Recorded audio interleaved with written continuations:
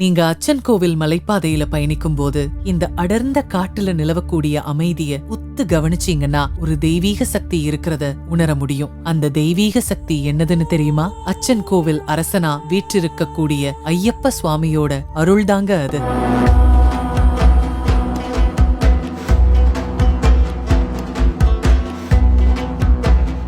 சபரிமலை ஐயப்பன் கோவிலுக்கு அடுத்து பிரசித்தி பெற்ற கோவில் தான் அச்சன் கோவில்ல இருக்கிற ஸ்ரீ தர்மசாஸ்தா கோவில். ஐயப்பனோட படை வீடுகள்ல இந்த கோவிலும் ஒண்ணு. சபரிமலை மாதிரியே இங்கேயும் 18 படிகள் இருக்கு. மத்த ஐயப்பன் கோவில்கள்ல பிரதிஷ்டை பண்ணும்போது வைக்கப்பட்ட சுவாமி சிலைகள் இயற்கை பேரழிவு உள்ளிட்ட காரணங்களால சேதமடைஞ்சு அப்புறமா புது சிலை மாத்தி இருக்கிறாங்க. ஆனா அச்சன் கோவில்ல மட்டும்தான் பிரதிஷ்டை பண்ணும்போது இருந்த சிலை அப்படியே இருக்கு. இந்த கோயிலோட தீர்த்தம் பாம்புக்கடி, விஷப்பூச்சி கடிக்கு அருமருந்துன்னு சொல்லப்படுது. அச்சன் கோவில்ல மட்டும்தான் மண்டல மகோற்சவ விழா அப்போ தேரோட்டம் நடத்துறாங்க. மற்ற ஐயப்பன் கோவில்கள்ல தேரோட்டம் நடக்கிறது கிடையாது. அதே மாதிரி அச்சன் கோவில் ஐயப்பன் கோவில்ல அனைத்து வயது பெண்களும் தரிசனம் பண்ண அனுமதிக்கப்படுறாங்க. இப்போ அச்சன் கோவில்ல மண்டல மகோற்சவ திருவிழா வெகு விமர்சையா நடந்துட்டு இருக்கு. வர்ற டிசம்பர் 26ஆம் தேதி வரைக்கும் இந்த விழா நடக்கும். அனைவரும் வருக, ஐயப்பன் அருள் பெருக. அச்சன் கோவில் அரசனே சரணம் ஐயப்பா.